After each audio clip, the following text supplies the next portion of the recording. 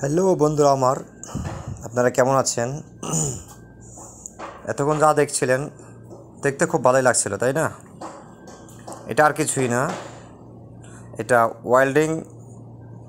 ওয়েল্ডিংয়ের কাজের একটা বহিঃপ্রকাশ। ওয়েল্ডিং দেওয়া যখন আপনি কোনো কিছু কাটতে যাবেন তখন এরকম স্পার্কগুলি এরকম খুব সুন্দর দেখা যায় রাত্রের বেলায়। ওকে, দেখেন আসলে আমাদের জীবনটা আসলে যেই কাজেই যান একটু রিস্কি আছেই, তবে এ যেন একটা বেশি রিস্কির কাজ। দেখেন রাত্রেবেলা এই ভাই কত উপরে দেখছেন, অন্তত 3 মিটার উপরে। এখন সে যখন আপনার এই দেখেন ওয়ান টাইম ঘরের চালের যখন কাজ করতেছিলেন তখন একটা চিত্র আমি ধারণ করলাম নতুন ভাইদের জন্য।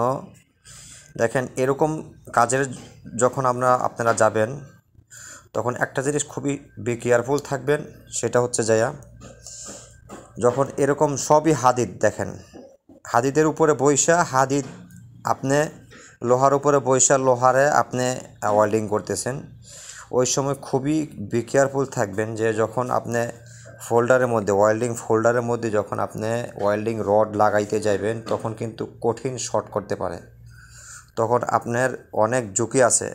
আপনি যদি কেয়ারফুল না থাকেন তখন কিন্তু আপনি এখানে আপনি কারেন্টের শকের মাধ্যমে আপনার বড় ধরনের বিপদ হইতে পারে। সো নতুন বন্ধুদের আমি উদ্দেশ্য করে বলবো, এই ধরনের কাজে যদি যান তখন আপনি কেয়ারফুল থাকবেন। আর একটা জিনিস আপনারা কেয়ারফুল থাকবেন যে সব সময় ফায়ার এক্সটিংগুইশার সাথে রাখবেন, তাহলে আপনার আর একটা প্ল্যাটফর্ম তৈরি করার পর তার এই ধরনের কাজে যদি যান কাজ করতে থাকেন তখন কিন্তু একটা সেফটি হয়। দেখেন এই যে এইখানে বাইরে কাজ করতেছে, এটা কিন্তু কোনো ধরনের সেফটি নেই, ঠিক আছে? অতএব সেফটির সাথে আপনি যদি কাজ করেন তাহলে আপনার জীবনের ঝুঁকি খুবই কম। তাহলে আমি এখানে আপনাদের নতুন ভাইদের জন্য একটা জিনিস হাইলাইট করলাম যে আপনারা কাজ করবেন কয়েকটা দিক চিন্তা করে, কারেন্টের শক যেন না লাগে ওইটা।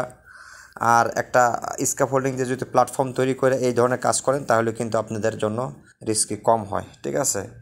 তো নতুন ভাইরা সবাই ভালো থাকবেন। এই ধরনের আরও ছোট ছোট টিপস আপনাদের সাথে যেন শেয়ার করতে পারি, তো আমার জন্য একটু দোয়া করবেন। সবাইকে ধন্যবাদ। আসসালামু আলাইকুম ওয়া রাহমাতুল্লাহ।